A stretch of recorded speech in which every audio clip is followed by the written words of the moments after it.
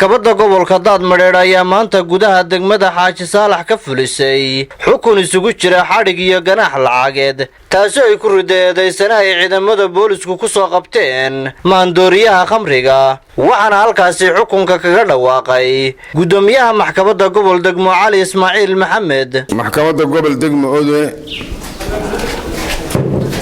maxkamaddu waxay u fadhiisatay maanta iyadoo safara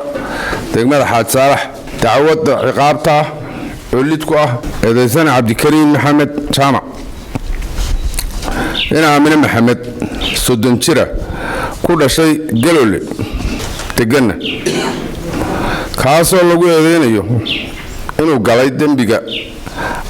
soo gelin khamri dalka Jamhuuriyadda Soomaaliland gudihiisa ganacsi laguna qabtay 28 quraadood oo khamri oo ay midi maran tahay iyo baabuurkii oo noociisa saaraf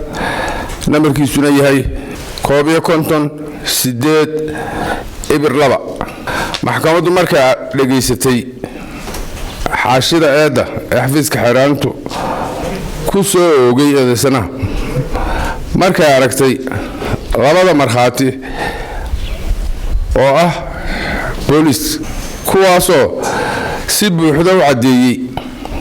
in dambigani ay ku qabteen eedeysanaha Cabdikariin Maxamed Jaamac markay aragtay qiraalka eedeysanaha kadib markay maxkamaddu u akhriday xaashida eeda oo ku jawaabay waan galay dambiga xukunkii maxkamadda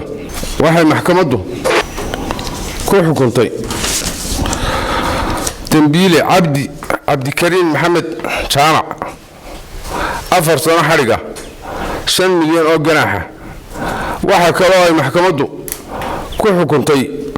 baabuurka lambarkiisu yahay 58 oo siday khamriga boqolkiiba 5 qiimihiisa waa qiimaha gaarigu joogo waxa kale maxkamaddu xukuntay in la baabiyo khamrigan lana gubo waxa furan racfaan 30 maalmood gudoomiyaha degmada Xaaji Saalax Khadar Cabdi Oday ku-xigeenka taliyaha qaybta booliiska ee gobolka Cabdullaahi Diiriye Maanyare gudoomiyaha maxkamadda degmada Xaaji Saalax iyo waliba taliyaha rugta booliiska ee degmadaasi ayaa halkaasi fariimo digniin uga diray cid kasta oo ku hawlan keenista iyo ka ganacsiga maandooriyaha khamriga waxaan baa u dirayaa bulshada noocaas faraha kula jirta maandooriyayaasha ee ka ganacsata waxaan u sheegayaan baaq dhow iyo mid dheerba u diraya Xaaji Saalax iyo inta xukunto iyo gobolka Daadmareer wada kasta iyo wadiiqo kasta in ciidanka boolisku uu hortaagan yahay waxaan u sheegayaa inaanay badbaadaynin ay faraha kala baxaan waxa ay ku jiraan waxaan halkan ugu mahadinayaa oo aan ku amaanayaa taliyaha saldhiga degmada Xaaji Saalax iyo ciidankiisa oo ku guuleystay maandooriyahan khamriga ee hor yaalla halkaas oo ay go'aan maxkamadda gobolka oo safarihi ay maanta xukunkiisa ku riday waxaan mar labaad ammaan u soo jeedinayaa maamulka degmada ee gacanta buuxda siiyay ciidanka booliiska iyo sida ay ula shaqeeyeen iyo dadweynaha degmada Xaaji Saalax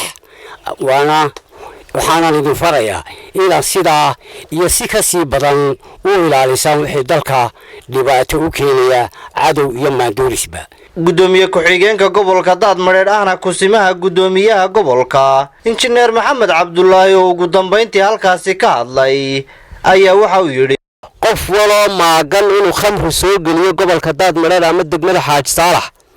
kama yeelayno midaan aqbalaynana maaha sharcigiina waa la waafajiyay taana aad iyo aad bay maxkamadduna shaqadeedii way qabsato aad iyo aad bay ugu mahadsan tahay kulli waxaan baaq u dirayaa gobolka Daadmareer shacabkeeda ku nool ciidanka booliiska aad loola shaqeeyo wadankeenu ma oogolin waana ka xaaran wadankeenu inuu khamrigu soo galo waana ku daba jirana waana la qabanayaa qofkii la soo qabtana waa lagu xukumaya qof maanta la sii deynayo ama meel kale la marinayo ma jirto ugu dambeyntiina waxaa halkaasi dab lagu qabadsiiyey maandooriyihii khamriga ee ay soo qabteen ciidamadu. Muuse Salebaan Maxamed, warbaahinta qaranka Somaliland, magaalada Odweyne.